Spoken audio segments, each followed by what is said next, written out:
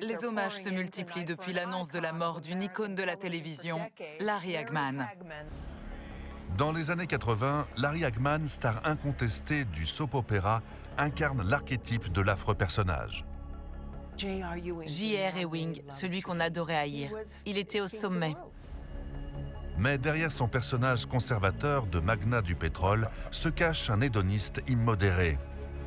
Il recevait avec sa coiffe de bouffon. Chez lui, les fêtes se suivaient. 4 bouteilles de champagne par jour? J'en buvais 4 ou 5. Et les excès minent sa santé. En Californie, l'acteur Larry Hagman s'apprête à recevoir un nouveau foie. Après sa greffe, Larry retrouve la santé et il reprend du poil de la bête. Il était décidé à vivre sa vie à fond. Mais près de 2 décennies plus tard, Larry est de nouveau frappé par la maladie. Le 23 novembre 2012, il s'éteint à Dallas à l'âge de 81 ans. Larry meurt peu après qu'on lui a trouvé une leucémie aiguë myéloïde. Les personnes atteintes de cette maladie ont une espérance de vie moyenne de 5 ans. Alors, que s'est-il passé dans son organisme pour que sa leucémie se développe si vite et qu'il meure si soudainement?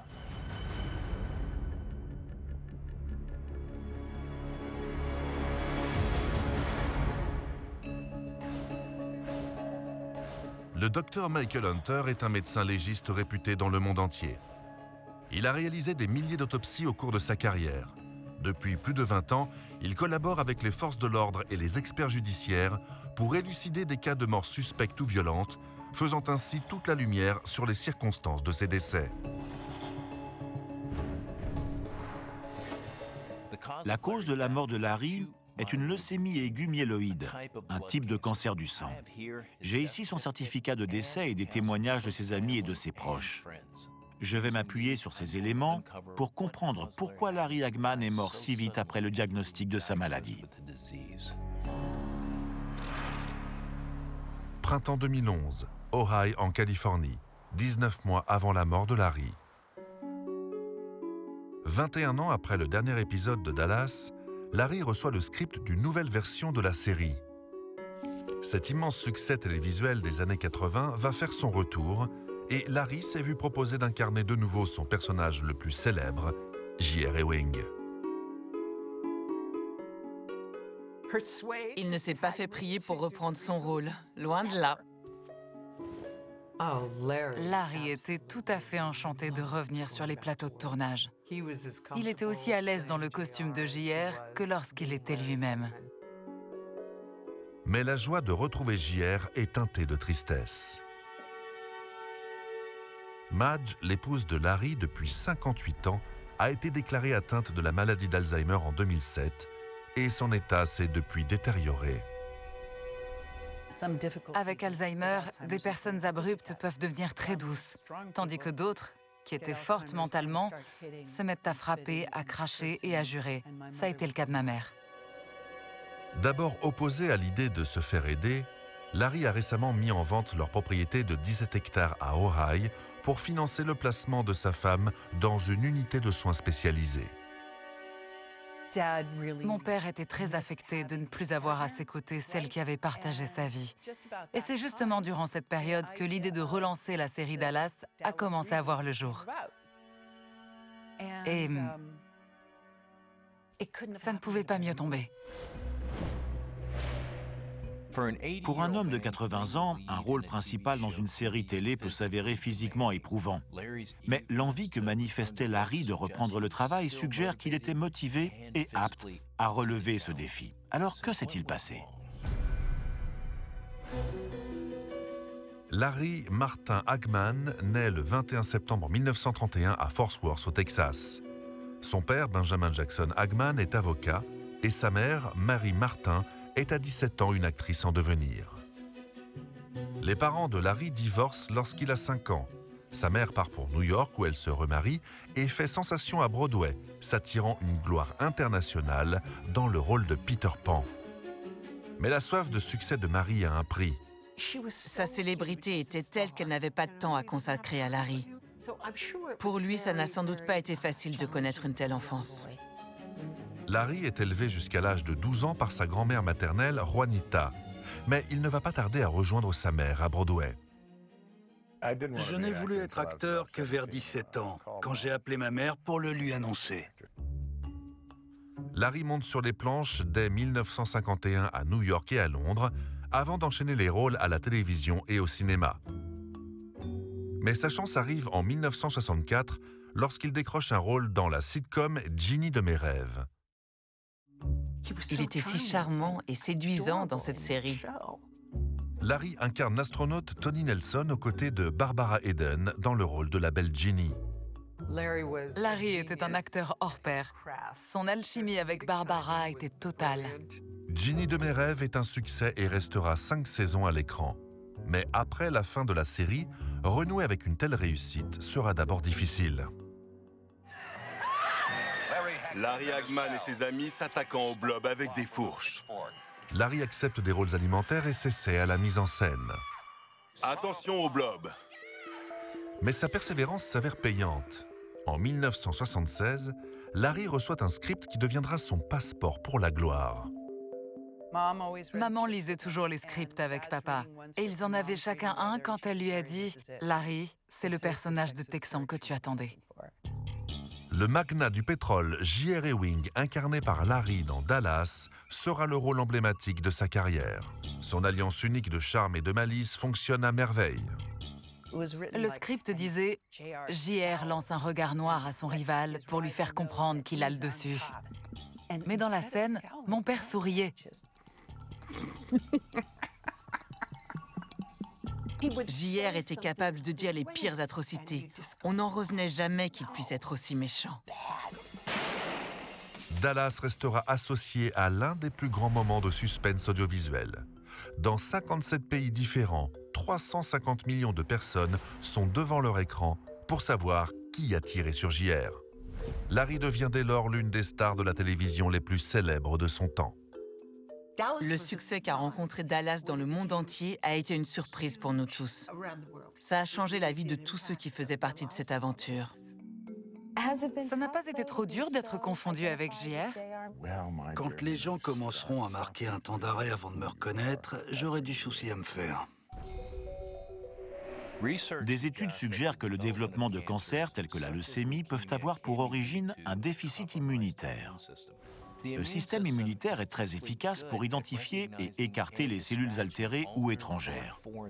Mais s'il est défaillant, des cellules cancéreuses peuvent passer inaperçues et se développer plus facilement. Un déficit immunitaire peut être causé par le stress, un manque de sommeil, une mauvaise alimentation ou des médicaments. Je vois que Larry avait coutume de prendre du Bontril, un comprimé amincissant dont les effets énergisants l'aidaient à travailler plus longtemps. Chimiquement proche des amphétamines, son usage prolongé peut épuiser l'organisme, voire même affaiblir le système immunitaire. Durant le tournage de la première saison de Ginny, Larry prend 2 comprimés amincissants par jour, une habitude qu'il tient de sa femme. Ma mère était créatrice de mode. Elle était soumise à une pression très forte. Et ses comprimés amincissants l'aidaient à rester éveillée. Mon père et elle en prenaient beaucoup. J'ai pris ces comprimés tous les jours pendant 5 ans. Oups. J'étais accro à une substance semblable à des amphétamines. Larry décide de mettre fin à ses 5 ans de consommation, mais il en paie le prix. Ça s'est ressenti sur le plateau. Je suis devenu un peu ronchon. L'audience de Ginny de mes rêves est en baisse pour cette 5e saison. Mais Larry compte redynamiser la série. Il était en train de répéter son texte avec les autres acteurs. Tous se creusaient la tête sur une scène précise pour essayer de la rendre intéressante et pour redonner à la série la magie qui l'avait rendue drôle. Mais ils ne s'entendaient pas à cause de la climatisation qui était trop bruyante. Larry demande aux techniciens d'éteindre la climatisation. Il s'est mis à perdre son calme en voyant que personne ne coupait la climatisation. Larry finit par prendre les choses en main. Larry!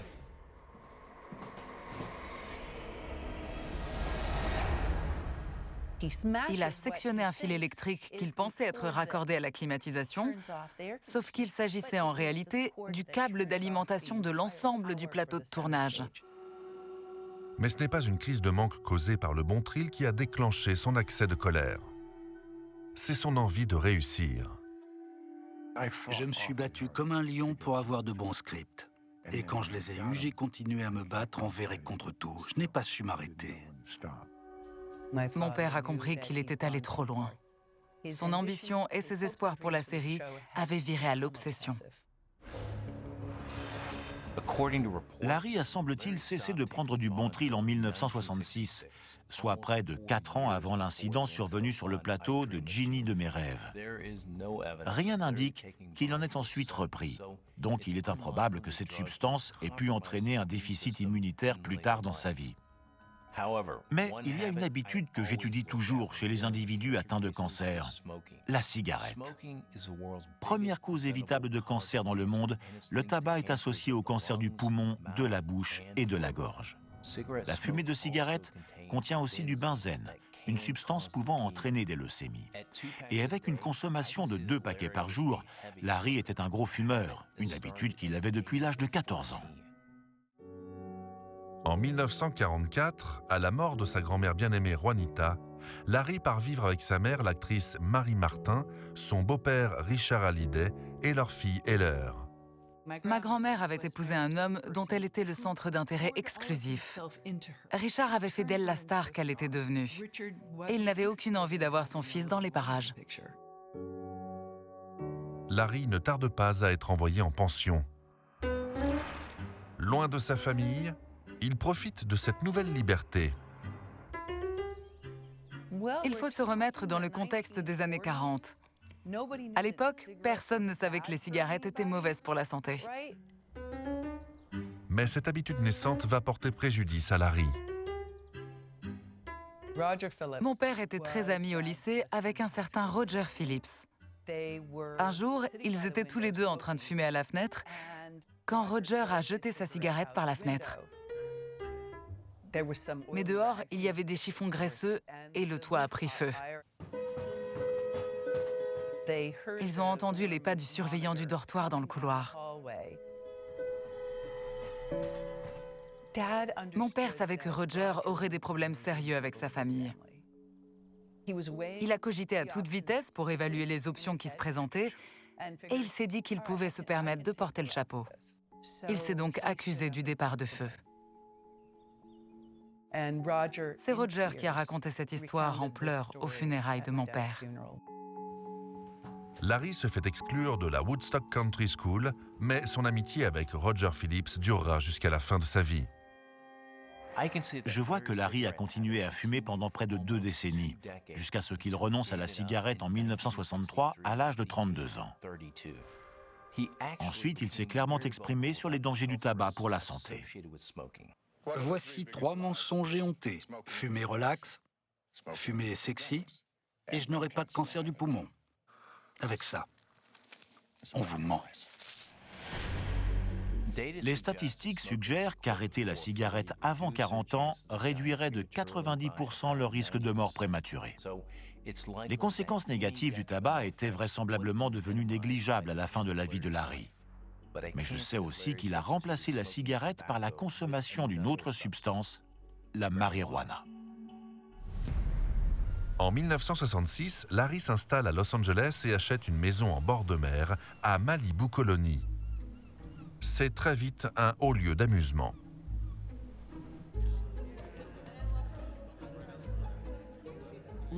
Larry était un amoureux de la vie et il en profitait sans réserve. Sur le miroir de sa salle de bain, il avait gravé les mots suivants. « Ne vous en faites pas, soyez heureux, sentez-vous bien. » Et c'est l'histoire de sa vie. Sa perpétuelle envie de s'amuser le rendait attachant. Il était libre, sa vie était libre. On l'appelait le moine fou de Malibu. Il recevait avec sa coiffe de bouffon sur la tête et sa soutane. Chez lui, les fêtes se suivaient. Vous aimiez cette vie sur la plage. Vous passiez vos journées à jouer au frisbee et à vous baigner dans votre spa où je me souviens que vous aviez une oie. Oui, c'est vrai. Et maintenant? Mais je l'ai encore. En 1964, Larry est initié par Jack Nicholson à la marijuana, une drogue qu'il continuera de consommer toute sa vie. Jack lui a adressé un grand sourire et lui a dit « Tiens Larry, ça va te plaire. » Et mon père a aimé. La marijuana semble lui avoir réussi. Il a dit s'être senti plus ouvert et son entourage s'est aussi senti plus libre à son contact. Il est probable que certaines substances cancérigènes du tabac soient aussi présentes dans la fumée de marijuana. Mais le lien entre marijuana et cancer n'est pas assez documenté pour établir une corrélation. Donc, je vais écarter la marijuana des facteurs possibles de la mort de Larry Hagman. Néanmoins, il a consommé tout au long de sa vie une autre substance qui, de la même manière que le tabac, est associée à un risque accru de contracter un cancer, l'alcool. En 1977, avant l'achat officiel de la série Dallas, Larry est engagé pour tourner dans 5 épisodes seulement. Mais il a une manière bien à lui de faire sensation. Je n'oublierai jamais la première fois que j'ai rencontré Larry Hagman. Il a fait son entrée dans la pièce avec des sacoches de cuir sur les épaules. Chaque sacoche était remplie de bouteilles de champagne. Il a posé les yeux sur moi et il m'a dit « Bonjour, ma chère ». Je l'ai regardé et j'ai pensé « Voilà un sacré numéro ». Il a ouvert une bouteille et le champagne a coulé à flot. Quand j'y repense aujourd'hui, quand même, il pouvait boire du champagne avec Patrick avant même le début du tournage. Puis il rentrait chez lui après sa journée sur le plateau et il reprenait du champagne. Il était ce qu'on appelle un alcoolique fonctionnel. Vous buviez 4 bouteilles de champagne par jour? J'en buvais 4 ou 5. L'alcool était omniprésent. Quand j'étais petite, je pouvais trouver dans le frigo un pichet de jus d'orange mélangé à de la vodka. Le dimanche matin, il tournait au Bloody Mary. Pour lui, boire du champagne, ça ne comptait pas.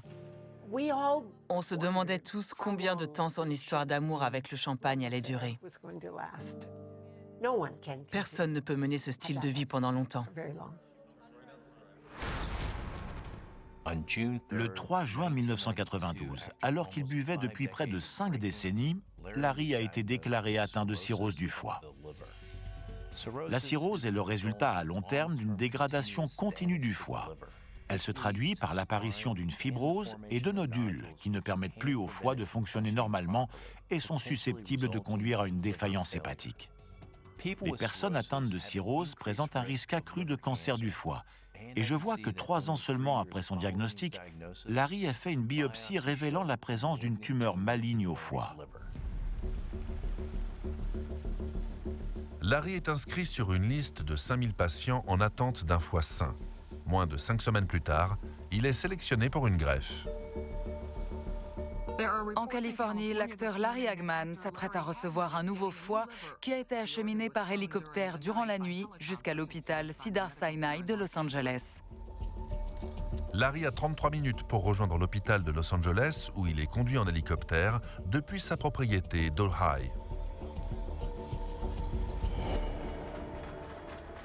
Lorsque Larry est admis au bloc, le docteur Makouka, qui doit l'opérer, constate que son état de santé est bien plus grave qu'anticipé.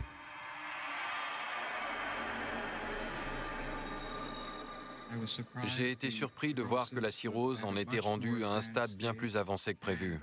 Je peux vous assurer qu'on lui a transplanté ce foie juste à temps. Sans greffe, Larry avait une espérance de vie estimée à 2 semaines. Il était devenu si malade que ses yeux étaient jaunes. Il avait le teint gris. La couleur de sa peau était vraiment anormale. Il était plus que temps qu'on lui fasse cette transplantation. L'intervention dure 16 longues heures, mais la greffe est un succès.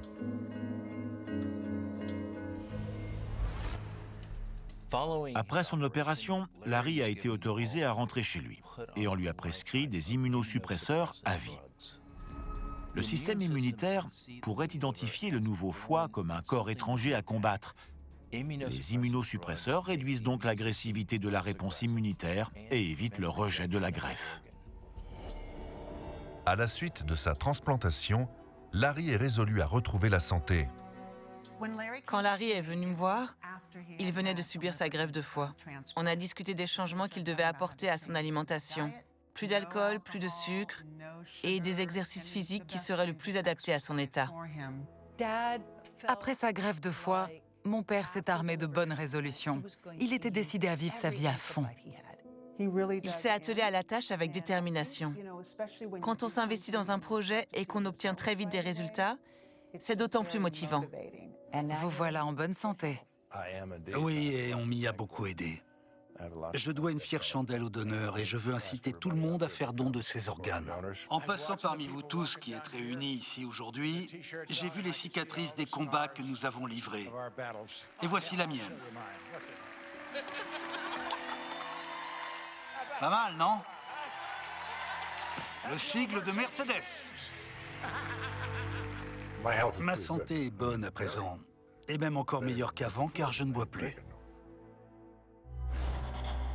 Cette greffe de foie a rallongé l'espérance de vie de Larry.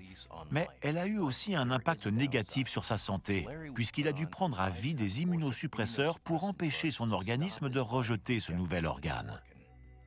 Mon père devait prendre chaque jour des tonnes de comprimés différents. Il y en avait une quantité invraisemblable. La prise quotidienne et à vie de ces médicaments peut affecter de façon permanente le système immunitaire et augmenter le risque d'infection et même de cancer. 11 septembre 2011, Dallas, Texas. 15 mois avant la mort de Larry Hagman. Le tournage de la première saison de ce Dallas nouvelle version a débuté. Larry a repris son rôle de JR et donne de nouveau la réplique à Linda Gray et Patrick Duffy, ainsi qu'à un panel d'acteurs de la jeune génération. Ça a été une telle joie pour moi de me retrouver 20 ans après la fin de la série en plateau avec Larry Hagman. Je me souviens de la première scène qu'on a tournée. Je ne pouvais pas croire ce que j'étais en train de vivre. Sous l'œil des caméras, il a conservé jusqu'au bout la vivacité et l'entrain qu'il caractérisait. Mais en dépit de son charisme à l'écran, Larry est à la peine en coulisses. Dans mes scènes avec Larry, il n'y avait pas la même énergie sur le plateau. L'alchimie était là, mais il avait tendance à oublier son texte. C'était pas grave, ça arrive à beaucoup d'acteurs. Les scripts étaient chargés. Je lui ai dit « Regarde-moi, tu connais tes répliques ». En juin 2011, peu après le début du tournage, Larry a été déclaré atteint d'un cancer de la gorge de stade 2, qui se caractérise par une tumeur localisée dans la gorge et n'ayant pas encore métastasé. Des études ont montré que les personnes transplantées et sous traitement immunosuppresseur chronique présentent un risque 2 à 3 fois plus élevé qu'un individu lambda de développer une tumeur maligne. En dehors de la fumée de cigarette, le principal facteur de cancer de la gorge est l'alcool. Mon père était très fier de dire à tous ses fans qu'il n'avait plus jamais retouché à l'alcool après sa greffe de foie. Il répétait à qui voulait l'entendre qu'il avait arrêté de boire comme ça, du jour au lendemain. Mais c'était faux. Il a continué. Il a repris l'alcool 1 an environ après sa greffe. Il buvait beaucoup. Ce qui est curieux chez Larry, c'est qu'il a su faire preuve d'une grande volonté, que ce soit dans sa carrière, pour arrêter le tabac ou les comprimés amincissants, mais pas avec l'alcool. Sa dépendance à l'alcool était telle, tant sur le plan physiologique que psychologique, qu'il devait, selon moi, osciller entre le déni et la résignation face à cette réalité qu'il ne pouvait pas changer. Il est probable qu'associé à un système immunitaire affaibli, l'alcool ait joué un rôle significatif dans le développement du cancer de la gorge de Larry. Mais il n'est pas mort à cause de son cancer de la gorge, une maladie qui n'a pas non plus de lien direct avec la leucémie. Ces études indiquent cependant que le traitement contre une forme de cancer est susceptible d'en induire une autre. Or, je vois que Larry a accepté de suivre à la fois une radiothérapie et une chimiothérapie. 11 octobre 2011, unité d'oncologie MD Anderson de Houston, Texas. 14 mois avant la mort de Larry Hagman. Résolu à ne pas arrêter de travailler, Larry alterne séances de traitement et tournage de Dallas. Tout le monde l'a beaucoup épaulé. Larry a été convoqué en plateau un peu plus tard pour lui éviter la fatigue de longues heures d'attente. La production s'est montrée très respectueuse de son état et tout le monde s'est mis à fonctionner à son rythme. La chimiothérapie consiste à tuer les cellules cancéreuses par un traitement médicamenteux qui circule dans le sang et les empêche de se reproduire, de se développer et de se répandre dans l'organisme. La radiothérapie, c'est l'envoi de rayonnements à haute dose pour tuer les cellules cancéreuses en endommageant leur ADN. Lorsqu'elles sont concomitantes, ces deux thérapies peuvent être très efficaces. En juin 2012, Larry est d'ailleurs entré en rémission. 31 mai 2012. Opéra Winspear de Dallas, Texas. Larry, comment allez-vous? Content de vous voir. Peu avant la rémission de son cancer de la gorge, Larry semble en meilleure forme sur le tapis rouge de la première de Dallas, aux côtés de ses comparses. Vous vous retrouvez à Dallas pour cette première. Comment vous sentez-vous? Chez moi. Chez vous? Oui. Le premier épisode de Dallas est diffusé le 13 juin 2012. Portée par de bonnes audiences, la série est reconduite pour une seconde saison. Mais ces bonnes nouvelles sont de courte durée. Juillet 2012, unité d'oncologie MD Anderson de Houston, Texas, 5 mois avant la mort de Larry Hagman.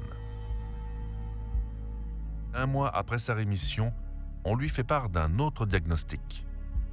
Ils lui ont trouvé plusieurs maladies. Il a dû affronter des épreuves qui l'ont beaucoup affaibli physiquement. Le dossier médical de Larry révèle qu'en juillet 2012, ses médecins ont diagnostiqué chez lui une maladie appelée syndrome myélodysplasique, ou SMD. En principe, la moelle osseuse produit les globules rouges qui transportent l'oxygène, les globules blancs qui combattent infections et maladies, et les plaquettes qui coagulent le sang. Le SMD est une maladie dégénérative de la moelle osseuse, dont les cellules n'arrivent plus à maturité et n'assurent plus leur fonction. L'origine de la plupart des SMD reste inconnue, mais des études montrent que 20% des personnes atteintes de cette maladie avaient été auparavant exposées à une radiothérapie ou à une chimiothérapie. Ce que j'étais loin d'imaginer concernant cette SMD, c'est que des traitements employés pour lutter contre un cancer peuvent provoquer eux-mêmes l'apparition d'autres types de cancers. C'est terrible. La SMD est associée à des symptômes comme la fatigue, des infections fréquentes et des saignements et contusions accrues, symptômes qui peuvent être atténués par des transfusions sanguines. Août 2012, Los Angeles, Californie. 4 mois avant sa mort, Larry a pris l'avion depuis Dallas pour recevoir des transfusions de sang. Pour Christina, le traitement suivi par son père présente un avantage supplémentaire. Il avait besoin qu'on le conduise à l'hôpital. Et de mon côté, j'avais toutes mes journées libres. Ces circonstances ont étrangement eu du bon. On passait de longues journées ensemble. On s'amusait du fait qu'il jouait les vampires. Il était formidable. Et je m'estime heureuse d'avoir pu passer ces moments avec lui. Des études ont montré que chez environ un tiers des patients, la SMD va se développer en leucémie aiguë myéloïde, un cancer agressif des globules blancs. Pour autant, cela ne se produit pas dans la majorité des cas. Alors pourquoi la SMD de Larry a-t-elle dégénéré en leucémie aiguë myéloïde et pourquoi sa mort est-elle survenue si vite? Médecin légiste réputé dans le monde entier, le docteur Michael Hunter analyse le dossier médical de Larry Hagman, la star de Dallas, pour comprendre la mort brutale à 81 ans de cet acteur truculent. Après le diagnostic de son cancer de la gorge, Larry Hagman a suivi une radiochimiothérapie concomitante tout en tournant la nouvelle version de Dallas. Il est entré en rémission en juin 2012, mais a été 1 mois plus tard déclaré atteint de SMD, une maladie dégénérative de la moelle osseuse, affectant la capacité du corps à réagir aux infections et aux hémorragies. En août 2012, 1 mois après le diagnostic de sa SMD, Larry se rend au Royaume-Uni pour la promotion de Dallas, en compagnie de ses comparses Patrick Duffy et Linda Gray. Il était porté par son envie d'être là. Que pouvait-on faire pour retenir quelqu'un tel que lui? Vous êtes-vous fait prier? Elle m'a dit « tu reviens » et j'ai dit oui. On a passé tout notre temps à rire. On s'est amusés comme des fous. Moi, je n'avais plus un rond. Quand on s'arrête de faire ce qu'on aime le plus, c'est à ce moment-là qu'on vieillit et qu'on meurt. En plus de ses apparitions publiques et de ses interviews, il y a la seconde saison du nouveau Dallas dont la production est lancée. Je pense que son travail était pour lui un plaisir. Il ne le faisait pas pour donner le change ou parce qu'il s'y sentait obligé, mais parce que c'est ce qui donnait un sens à sa vie. Le 15 novembre, Larry se rend au gala de charité de Sherry Wilson. Il a bien voulu être mon invité d'honneur. Et maintenant, il paraît que Dallas va continuer. Oui, on s'apprête à tourner 15 nouveaux épisodes. Ça va prendre jusqu'au mois d'avril. Ensuite, je serai à nouveau sans travail, à moins qu'ils reconduisent la série. Je suis sûr que oui. J'espère. Mais ce gala aura été sa dernière apparition publique. Lundi 19 novembre 2012, Hôpital Medical City de Dallas, Texas. Dans 4 jours, Larry sera mort. Larry Hagman est admis à l'hôpital pour une légère fièvre. Ça a été dur d'apprendre que Larry était hospitalisé. Avec la SMD qu'on lui avait diagnostiquée et après la chimiothérapie qu'il avait reçue, Larry était très immunodéprimé et sujet à un risque élevé d'infection, ce qui était sans doute à l'origine de sa fièvre.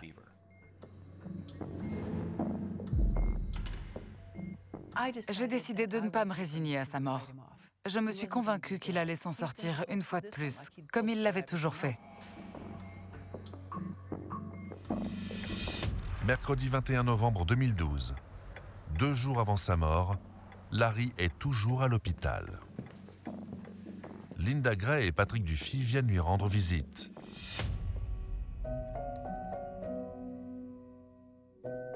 On a passé 2 heures à son chevet, dans sa chambre d'hôpital, et on a eu une conversation merveilleuse avec lui. On a ri comme des fous. Avec Patrick, on était content de le voir si joyeux. On voyait qu'il était heureux. Tout allait très bien. Et puis il nous a dit, il ne me reste plus longtemps à vivre. On m'a donné 2 semaines. Je lui ai répondu que ce n'était pas possible. Il ne pouvait pas partir dans 2 semaines parce qu'on avait une scène à tourner le lundi suivant et qu'il avait promis de m'emmener faire un tour dans sa nouvelle voiture électrique. Donc il ne pouvait pas nous lâcher. Jeudi 22 novembre 2012. Un jour avant la mort de Larry, sa famille arrive de Los Angeles pour lui rendre visite à l'hôpital.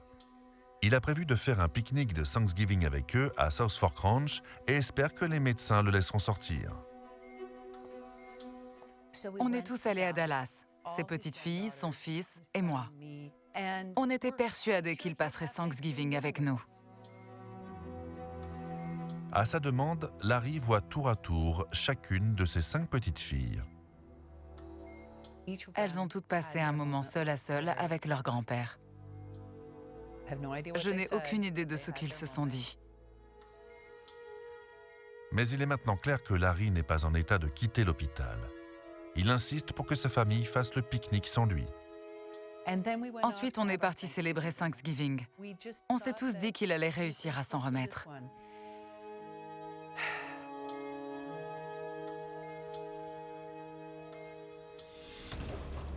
Je vois que la SMD dont était atteint Larry s'est développée en une leucémie aiguë myéloïde ou LAM. La leucémie aiguë myéloïde est un cancer agressif des cellules souches myéloïdes qui sont synthétisées dans la moelle osseuse avant de devenir des globules blancs, les cellules aidant l'organisme à combattre les infections et d'autres pathologies. Mais les patients atteints de LAM synthétisent un trop grand nombre de globules blancs qui ne parviennent pas à maturité. Ils s'accumulent très vite dans la moelle osseuse et affaiblissent le système immunitaire. Les statistiques montrent que les patients de plus de 60 ans atteints de SMD et ayant reçu un traitement contre le cancer présentent un risque bien plus élevé de faire une leucémie aiguë myéloïde. 23 novembre 2012, 5 heures du matin, 11 heures avant la mort de Larry. Christina vient prendre la relève de son frère Preston, qui a passé la nuit au chevet de son père. Quand je suis revenue autour de 5 heures du matin, mon père tenait des propos incohérents. Mon frère m'a dit qu'il était comme ça depuis 2 heures. Je suis restée avec lui jusqu'à ce qu'il arrête. 8h13 du matin, un peu plus de 8 heures avant sa mort. Larry ne parle plus, mais Christina se rend compte qu'il souffre beaucoup.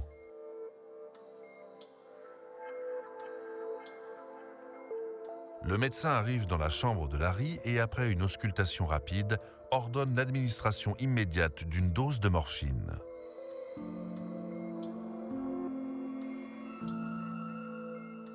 Le certificat de décès de Larry indique qu'il a fait une septicémie, une pathologie pouvant entraîner la mort qui survient lorsque le système immunitaire surréagit à une infection et s'attaque aux tissus de l'organisme, ce qui peut causer une défaillance des organes.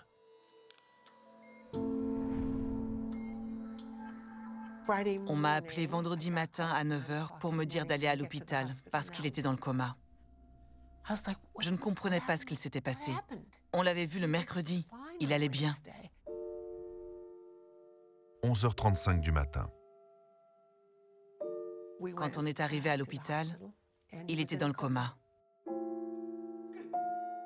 Tout le monde l'entourait. On lui a tous fait nos adieux. Pas facile.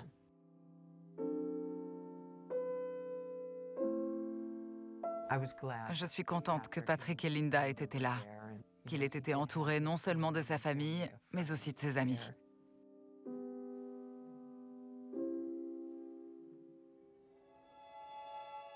15h10. Christina embrasse une dernière fois Larry avant de rentrer à l'hôtel, laissant son frère Preston au chevet de leur père.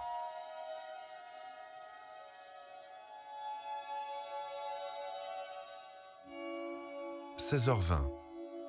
Larry rend son dernier souffle.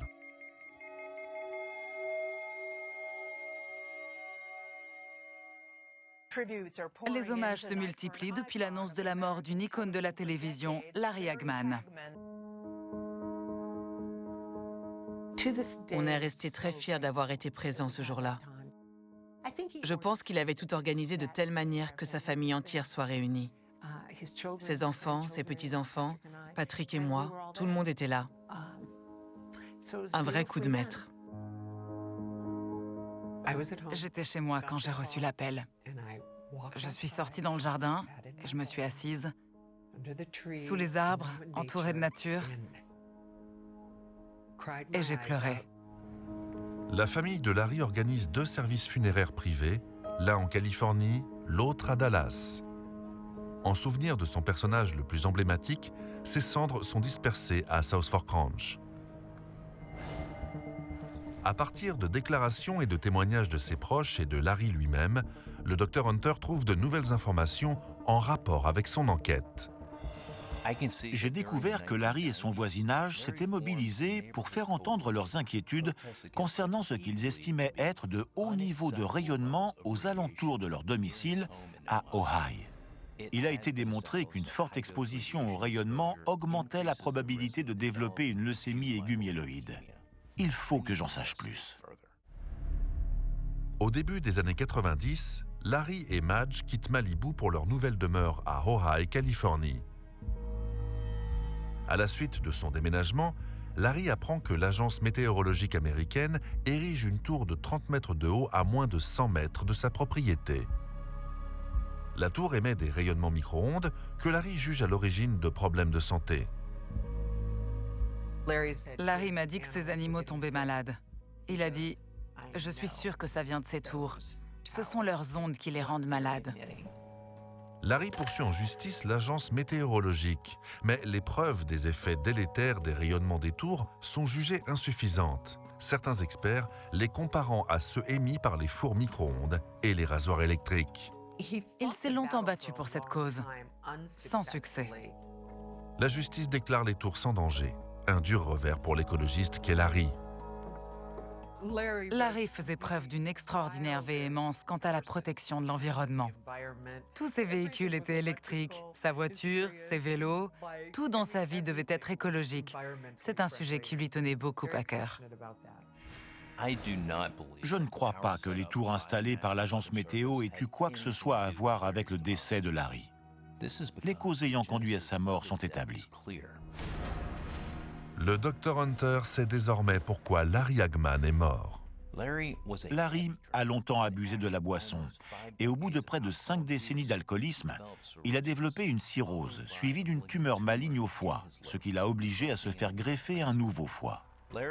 Cette greffe l'a obligé à prendre à vie un traitement anti-rejet qui a affaibli son système immunitaire et réduit la capacité de son organisme à déceler et éliminer les cellules anormales et cancéreuses. Malgré sa transplantation, Larry s'est remis à boire de l'alcool, qui, associé à son système immunitaire affaibli, a sans doute été à l'origine de son cancer de la gorge. Pour soigner son cancer de la gorge, Larry a suivi une radiothérapie et une chimiothérapie. Bien que ce traitement ait conduit à sa rémission, cela a sans doute aussi contribué à l'apparition de sa SMD. Un tiers environ des cas de SMD évoluent en leucémie aiguë myéloïde. Et de par son âge et les traitements qu'il avait suivis pour vaincre son cancer, c'est ce qui est arrivé à Larry. Dès lors, il présentait un risque extrême d'infection et a fini par faire une septicémie qui survient lorsque l'organisme s'en prend à ses propres tissus. La septicémie a provoqué une insuffisance rénale qui a causé sa mort.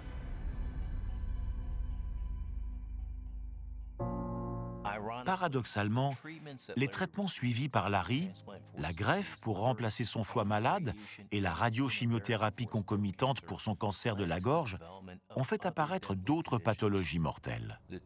Les traitements ayant servi à lui sauver la vie ont conduit à sa mort. Mais le facteur déclenchant de cette suite d'événements, c'est l'alcool.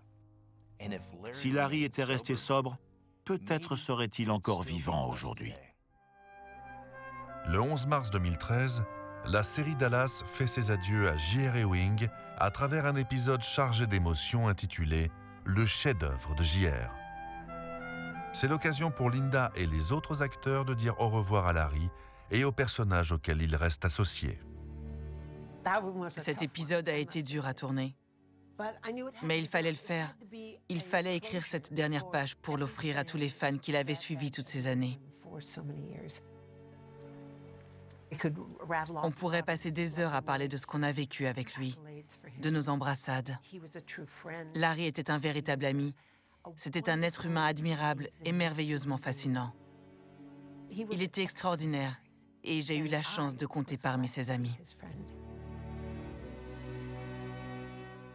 Ce que j'éprouve pour Larry, c'est une immense gratitude d'avoir toujours été pour nous cette étoile qui étincelait de mille feux. Ce partenaire de jeu indéfectible. Il était toujours là pour nous rappeler que, dans cette existence, l'essentiel est de vivre, d'aimer et de rire. En 1969, Larry avait essayé le LSD. Dans une interview de 2004, il se confiait sur l'effet profond de cette expérience. Je n'ai plus peur de la mort. C'est seulement un autre niveau d'existence. J'ai entrevu un amour total et absolu. C'est ce qui nous attend. Il ne faut pas avoir peur.